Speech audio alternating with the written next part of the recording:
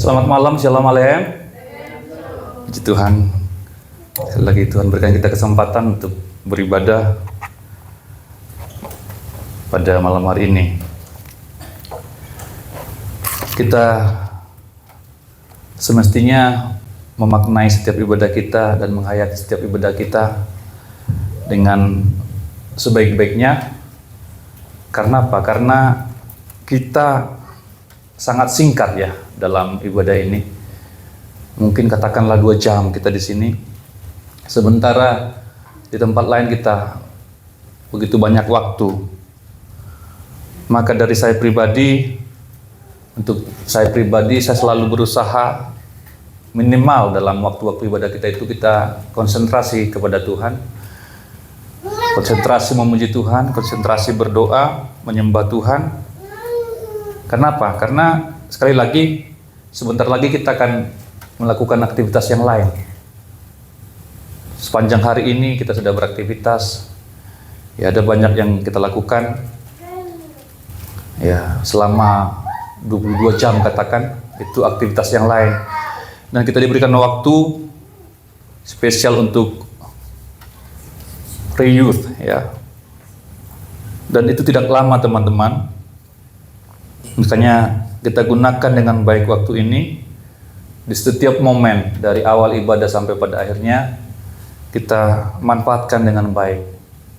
Sehingga sungguh-sungguh kehidupan rohani kita terbangun. Karena di luar sana saudara akan ditarik kepada hal-hal yang lain. Atensi saudara dan perhatian saudara akan ditarik oleh yang lain untuk menjauh dari Tuhan.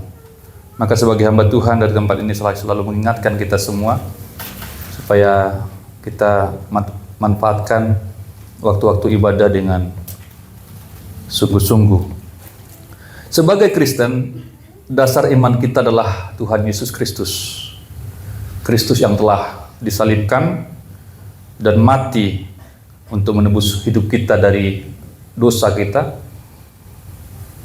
Dan kematian kekal yang merupakan konsekuensi atau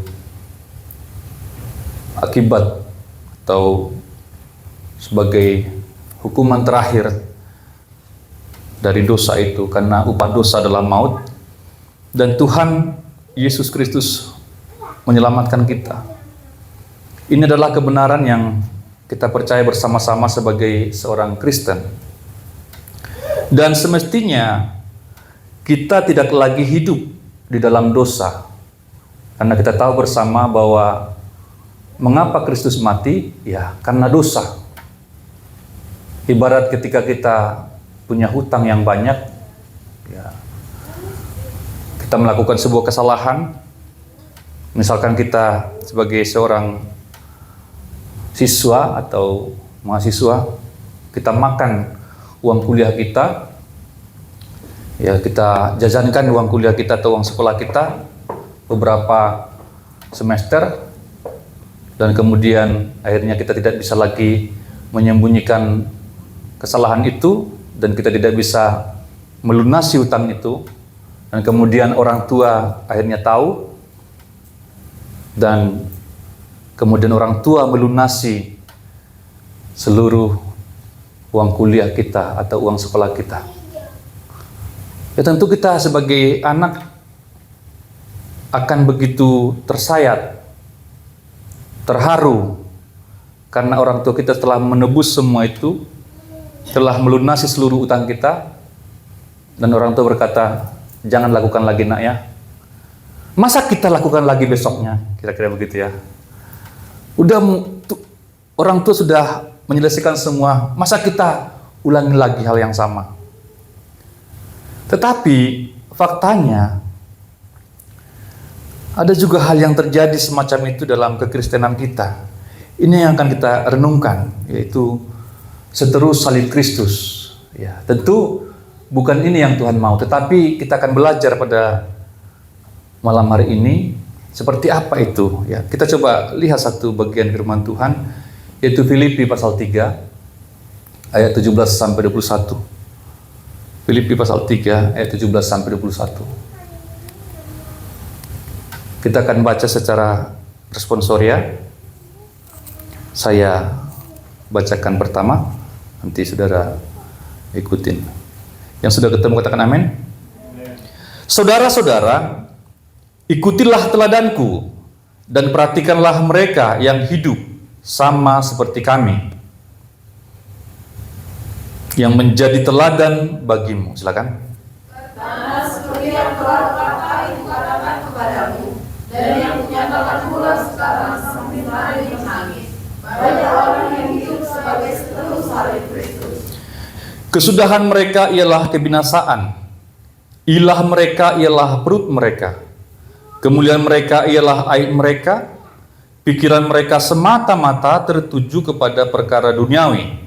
Karena Tuhan datang adalah di surga, dan dari situ juga kita menantikan Tuhan Yesus Kristus sebagai juru selamat, Yang akan mengubah tubuh kita yang hina ini sehingga serupa dengan tubuhnya yang mulia, menurut kuasanya yang dapat menaklukkan segala sesuatu kepada dirinya. Ya.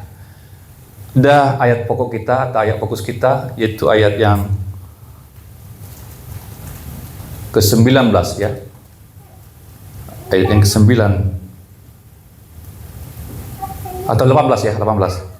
Coba kita bacakan, di depan juga ada ayat 18. 1, 2, 3. Karena seperti yang telah kerap kali kukatakan kepadamu dan yang kunyatakan pula sekarang sambil menangis, banyak orang yang hidup sebagai seteru salib Kristus. Ya, ini yang akan kita renungkan. Ini adalah sebuah realita, sebuah kenyataan yang diamati oleh hamba Tuhan ini, yaitu Rasul Paulus, yang membuat hatinya sangat sedih. Suatu fakta yang membuat Paulus menangis.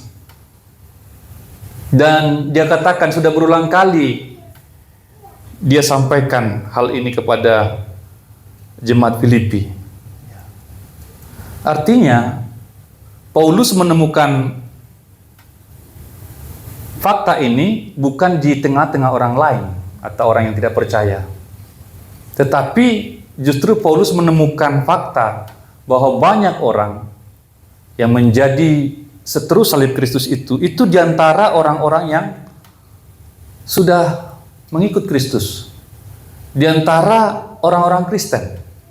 Karena surat ini ditujukan kepada orang Kristen yang ada di Filipi, bukan kepada orang lain yang ada di luar iman.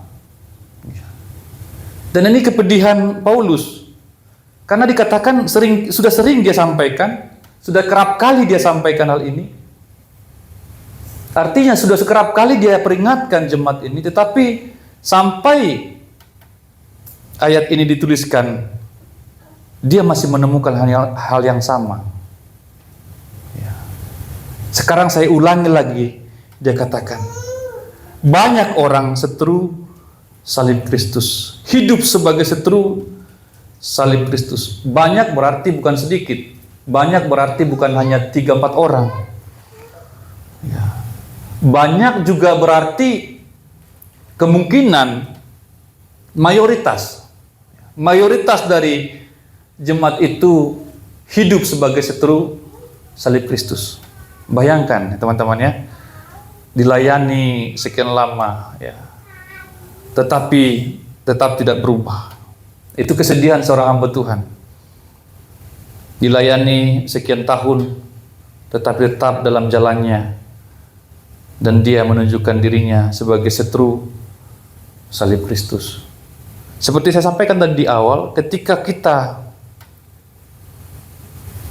mendapatkan sebuah kemurahan dari orang tua kita atau dari orang lain, dari keluarga kita yang mungkin mengetahui kondisi kita yang tadi, ya, kita sudah bandel, sudah jajanin uang kuliah kita, sudah pakai uang sekolah kita sekian lama, dan kemudian ketika itu diselesaikan, dilunasi, sebagai orang yang waras, yang normal, tentu kita akan menangis, kita akan terharu, dan kita akan komitmen tidak akan melakukan hal yang sama. Karena orang tua susah payah untuk melunasi itu. Karena keluarga itu susah payah untuk melunasi hutang kita, untuk menebus kesalahan kita. Demikian juga, mengapa Paulus menangis di sini? Karena orang Kristen ini sudah mengalami kemurahan Tuhan, sudah mengalami kasih Tuhan. Kristus sudah mati bagi mereka karena dosa-dosa mereka. Kristus menebus mereka, tetapi mereka kembali hidup dalam dosa-dosa itu. Tidak ada pertobatan, tidak ada perubahan, sama saja. Itu tentu menyedihkan hati seorang hamba Tuhan. Dan itu tentu menyedihkan hati Tuhan.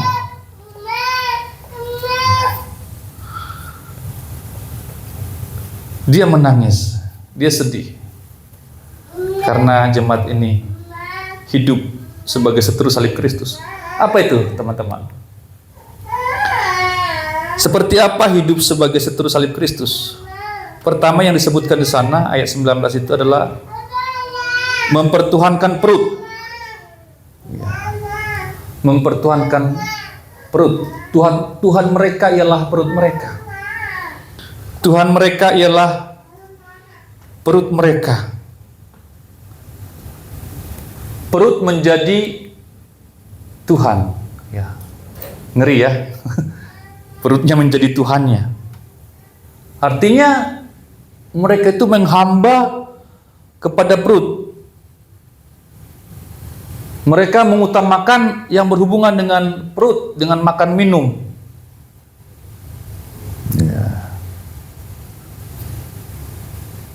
Sementara mereka sudah ditebus oleh Kristus, tetapi kembali mereka hanya mengurusi soal-soal perut. Ya. Pakaian, minuman, makanan, semua yang berhubungan dengan kehidupan jasmani. Sementara Tuhan katakan, coba kita lihat ya, Matius pasal 6 ayat 33. Coba Desi.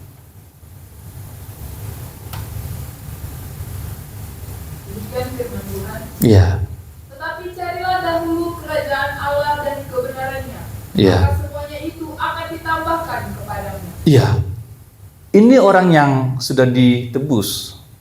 Ini orang-orang yang sudah diselamatkan. Harusnya orang-orang yang diselamatkan, orang-orang yang telah ditebus oleh Kristus, mengutamakan kerajaan Allah, mengutamakan Tuhan, mengutamakan Tuhan. Karena segala hal-hal yang dicari oleh manusia di dunia ini adalah persoalan perut, ya, supaya dia kenyang, supaya dia sukses dan sebagainya. Dan kalau saudara baca nanti ya, itu soal kekhawatiran. Dan ternyata dikatakan semua ini dicari oleh bangsa-bangsa yang tidak mengenal Allah. Dicari oleh bangsa-bangsa, atau dibaca aja ya supaya kita tahu bersama-sama. Ya. Ayat yang ke-31. Sebab itu janganlah kamu khawatir dan berkata, apakah yang akan kami makan? Iya, makanan, soal perut, terus? Apakah yang akan kami minum? Iya, soal perut juga. Apakah yang akan kami pakai? Iya. Semua itu dicari bangsa-bangsa yang tidak mengenal Allah. Iya, perhatikan ya. Semua itu, semua soal perut itu dicari oleh bangsa-bangsa yang tidak mengenal Allah. Artinya orang-orang yang tidak percaya kepada Tuhan. Bangsa kafir, penyembah berhala, penyembah pagan, agama paganisme. Itu adalah pekerjaan mereka. Tetapi ketika seseorang sudah percaya kepada Kristus, maka dia tidak lagi mempertuhankan perut. Dia tidak lagi mengutamakan perut. Terus, Akan tetapi Bapamu yang di surga tahu bahwa kamu memerlukan semuanya itu. ya, Tetapi carilah dahulu kerajaan Allah dan kebenarannya, maka semuanya itu akan ditambahkan kepadamu. iya. Ketika kita percaya kepada Kristus, kita semua menjadi anak-anak Allah. Ketika kita menjadi anak-anak Allah, maka Bapa di sorga itu sungguh-sungguh memelihara kita. Amin? Iya. Bukan berarti kita tidak bekerja. Bukan. Tetapi yang terutama bagi kita adalah perkara-perkara yang rohani, mencari kerjaan Allah. Ya. Bahkan kalau kita dapatkan lebih juga di dunia ini, seharusnya kita harus kembali memikirkan kerajaan Allah supaya diperluas. Bukan mempertuhankan perut, bukan menghamba kepada perut. Artinya menjadi hamba, menjadi budak hanya untuk urusan perut. Tetapi semua kita yang sudah percaya, Tuhan mau menjadi hamba Tuhan. Jangan takut ya. Ketika saya katakan menjadi hamba Tuhan, saudara tidak perlu menjadi pendeta seperti saya. Tetapi apa? Artinya kita menghamba kepada Tuhan, kita dedikasi kepada Tuhan, kita mengabdi kepada Tuhan. Ya, di dalam bidang apapun yang kita gelutin. Kita semua adalah hambanya Tuhan.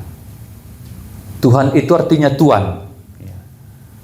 Yesus itu Tuhan kita, dan kita mengabdi kepada Dia. Bukan lagi mengabdi kepada hal-hal yang berurusan dengan perut.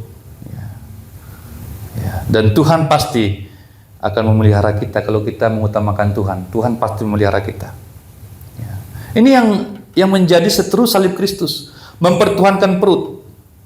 Kemudian yang kedua, apa itu seteru salib Kristus? Memuliakan aib. Ya.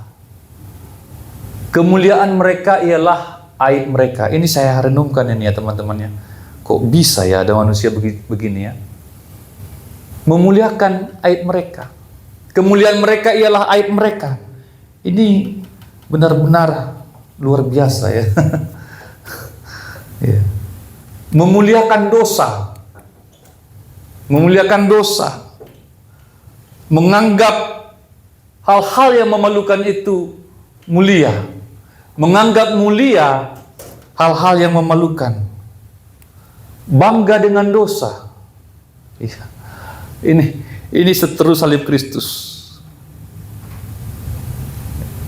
Seharusnya aib itu ditutupi. Aib itu sesuatu yang memalukan. Iya, kita tutupin supaya tidak orang tahu, ya supaya jangan ada yang tahu. Tetapi seteru salib Kristus ini malah memuliakan aib mereka. Coba bayangkan betapa gilanya ya. Aib, sesuatu yang memalukan, tapi Dia muliakan.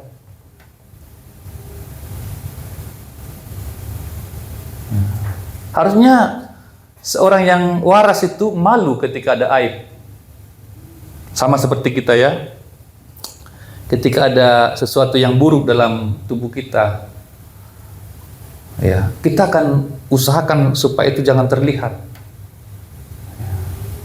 Kalau saudara selfie, saudara pasti cari angle yang baik ya, dari mana, dari sisi mana. Ya. Sehingga yang tampil itu yang terbaik dari diri kita. Yang orang lihat itu yang terbaik. Kalau ada yang tidak baik dalam tubuh kita, kita akan berusaha untuk menyembunyikan itu.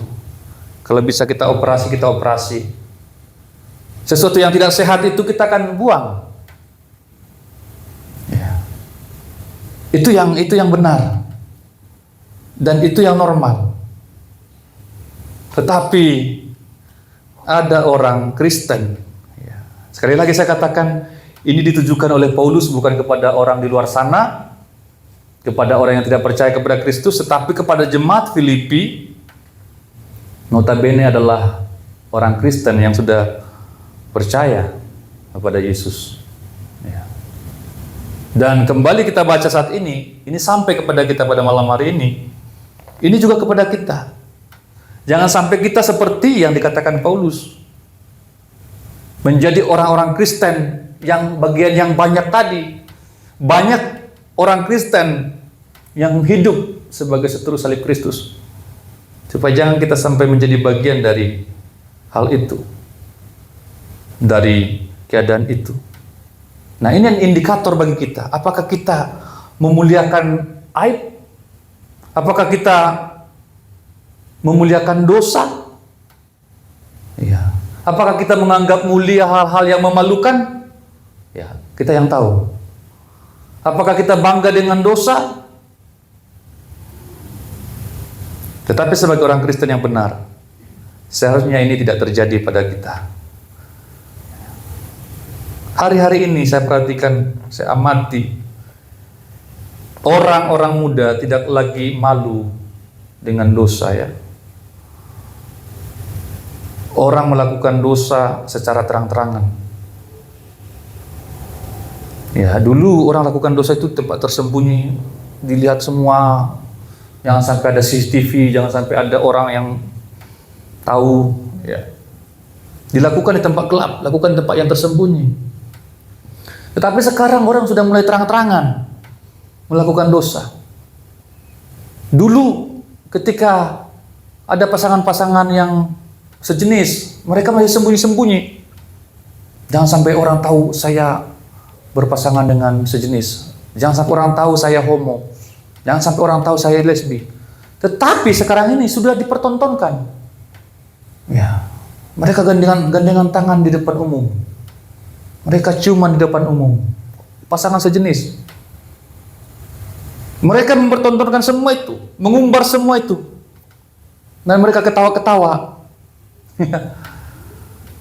Itu yang disebutkan memuliakan aib. Dulu orang masih takut ya ketika jangan sampai orang tahu. Takut. Tapi sekarang malah bangga. Oh, saya homo loh, saya lesbi loh, saya LGBT loh, malah dipamerkan. Waduh. Ya. Kita harus hati-hati, teman-teman semua, karena kita sudah sangat dekat dengan semua itu. Kita pikir dulu, oh lesbi itu kan di Eropa sana, homo itu kan di Belanda sana, di Prancis, di Amerika, wah jauh lah. Tapi sekarang sudah sangat dekat. Mungkin teman-teman kita, mungkin tetangga kita. Ya. Dengan segala cara mereka propagandakan dosa itu, dipamerkan. Bahkan saya pernah juga dapatkan informasi, termasuk emotikon-emotikon dalam sosmed kita. Ya. Itu juga sedang melakukan sebuah propaganda supaya kita terbiasa dengan mereka. Ya, ada laki-laki berkumis sama laki-laki berkumis, kemudian ada anaknya, mereka gandeng anak itu ya. Tahu ya, emotikon-emotikon semacam itu di WhatsApp ya. Kok bisa, dari mana itu anak? Ya, jadi laki-laki dengan laki-laki lahir anak, dari mana? Perempuan dengan perempuan ada anaknya dua. Supaya apa? Supaya kita terbiasa, oh ternyata pasangan sejenis juga bisa beranak. Dari mana itu? Nggak mungkin terjadi ya. Tetapi itulah cara mereka untuk menghalalkan. Ya. Waktu saya di Surabaya, teman-teman, di Surabaya itu kalau malam tahun baru semacam ini ya, nanti di gereja ya, di gereja sampai jam 10 kita ibadah di gereja semacam ini, jam 10 baru bubar. Kemudian setelah kami bubar dari gereja, di tengah jalan itu ada telanjang-telanjang ya orangnya, mempertontonkan itunya, alat vitalnya. Nah, ini yang terjadi ketika saya baca ini, iya ya. Dan saat ini makin parah, saudara. Jangan sampai kita terjerumus, jangan sampai kita terbiasa dengan itu. Seharusnya orang yang sudah dibenarkan oleh Kristus, orang yang sudah diselamatkan itu merasa jijik dengan semua dosa-dosa itu. Amin. Ya. Tapi kalau kita sudah makin terbiasa, biasalah. Nah, ini bahaya. Ini bahaya. Terang-terangan menganggap hal-hal yang memalukan itu sebagai sesuatu yang mulia.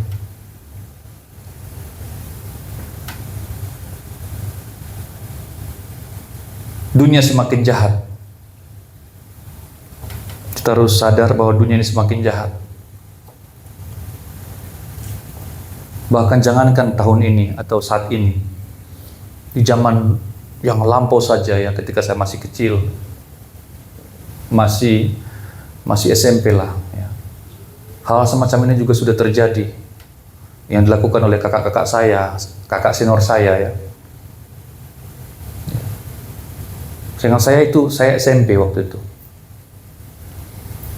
Ya, dia sudah besar, udah mau merantau, tamat SMA. Ya, dia bangga dengan dosa-dosa. Dia banyak cewek ya. Dia rusak banyak cewek.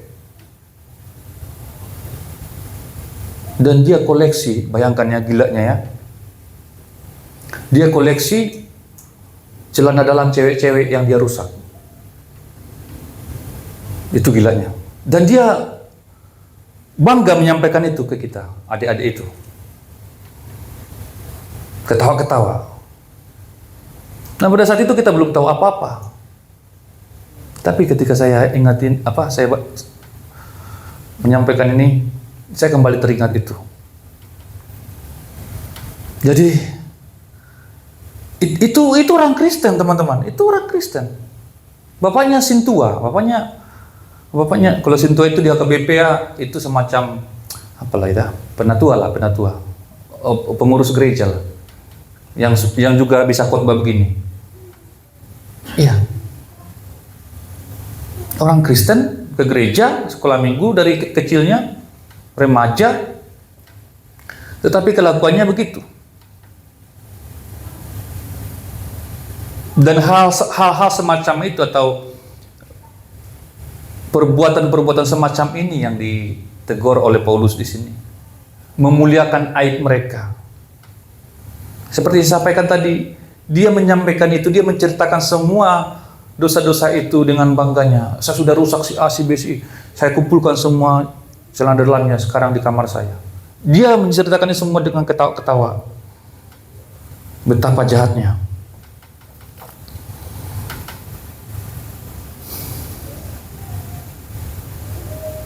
Dan ternyata itu ya kejadian ya. Dan ada contoh yang bisa saya utarakan atau sampaikan kepada saudara. Jadi kita hidup di tengah-tengah zaman yang semakin rusak. Saya katakan itu, bayangkan waktu saya SMP. Sekarang saya udah punya anak. Saya waktu itu SMP belasan tahun seperti kalian ini. Mungkin 12 tahun. SMP 12 tahun ya? 13 14 ya? Ya sekitar segitulah.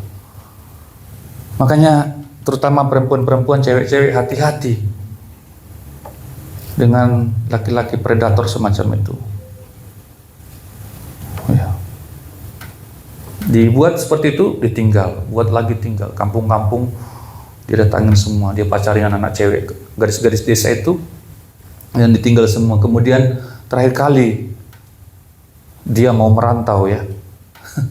Dia pun melakukan, dia malam terakhir, besok mau merantau, malam ini pun dia lakukan untuk rusak satu lagi. Itu gilanya ya. Jadi ini terjadi.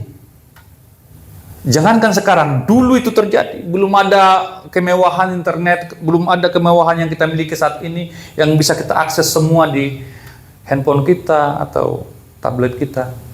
Apalagi sekarang. Makin ganas, makin gila, makin canggih kejahatannya.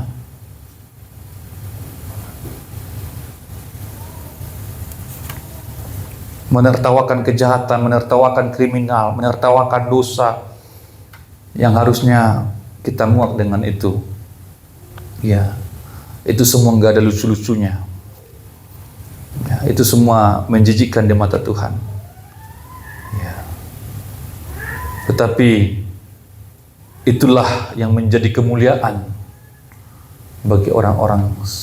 Makanya disebutkan mereka hidup sebagai seteru salib Kristus. Yang terakhir, seperti apa hidup sebagai seteru salib Kristus? Yaitu mengutamakan urusan duniawi. Mengutamakan urusan-urusan duniawi. Ya. Pikiran mereka semata-mata tertuju kepada perkara duniawi. Pikiran mereka semata-mata tertuju kepada perkara-perkara duniawi. Pikirannya duniawi, semata-mata artinya hanya itu, hanya hal-hal duniawi. Ya. Orientasinya duniawi, fokusnya duniawi, goalnya duniawi.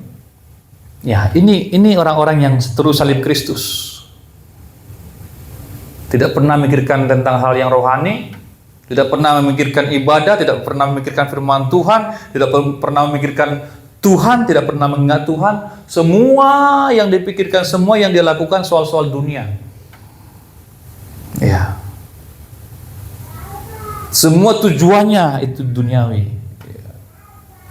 Ini seteru salib Kristus. Ini seteru salib Kristus. Dan nanti akhir hidup mereka, ini akhir hidupnya ya, akhir hidup orang-orang seteru salib Kristus itu adalah kebinasaan. Ya, kesudahan mereka, kesudahan seteru salib Kristus adalah kebinasaan. Ya, itu tadi ayat 19. Kesudahan mereka ialah kebinasaan, artinya kematian kekal. Mereka tertawa-tawa sekarang ini dengan semua dosa yang mereka lakukan. Mereka terbahak-bahak. Bahkan seringkali mereka mencemooh kita, ya, menertawakan kita.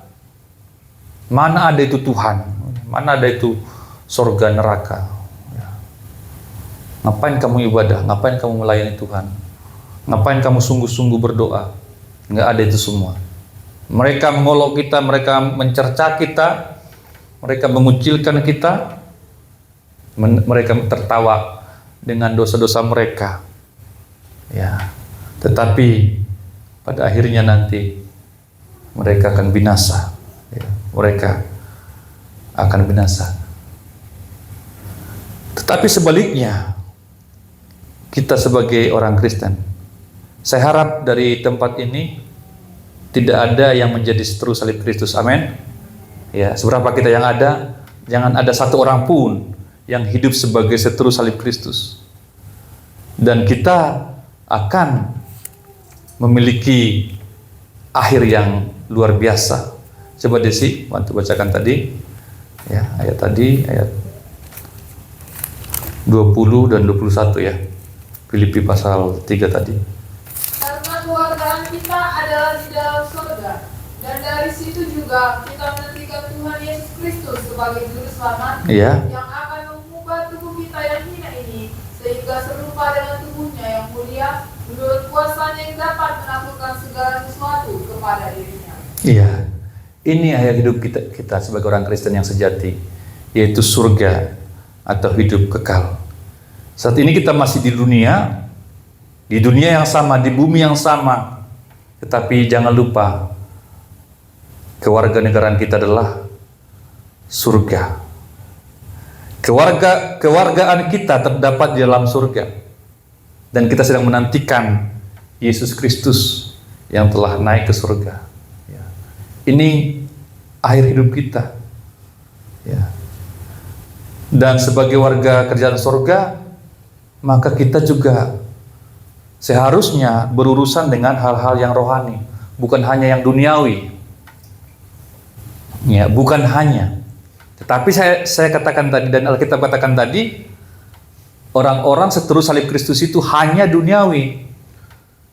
Saya tidak katakan kita tidak perlu memikirkan yang dunia, ya, karena kita masih ada di dunia, kita masih perlu makan, kita masih perlu sekolah, kita masih perlu kuliah, kita masih perlu uang, masih perlu masa depan, segala macam itu. Tidak, saya tidak katakan tidak perlu. Tetapi yang firman Tuhan katakan, jangan hanya di situ. Jangan hanya hal-hal yang duniawi. Mengapa?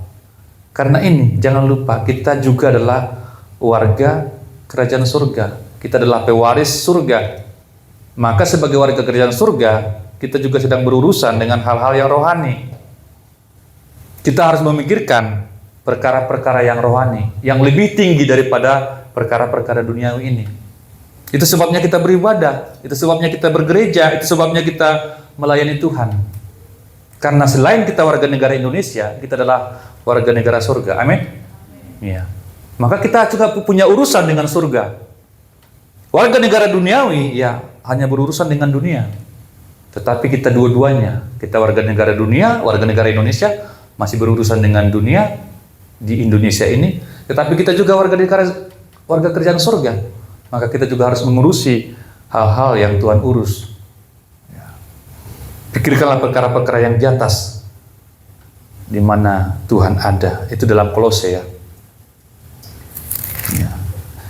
Yang kita urusi dalam ibadah ini adalah hal-hal yang lebih tinggi, yang lebih mulia, yang lebih luhur. Ketika kita mengurusi hal-hal yang rohani, kita sedang mengurusi hal-hal yang Tuhan mau. Ya. Tetapi tadi orang yang seteru salib Kristus itu hanya berurusan dengan dunia, bahkan kemuliaannya itu adalah kehinaan, ya, kenajisan, aib, cacat celah, ya, kejahatannya. Ya. Tetapi kemuliaan kita adalah ketika kita nanti diubahkan dan kita memiliki tubuh yang mulia seperti Kristus. Yang kedua, coba sekali lagi Desi ayat yang ke-21 tadi.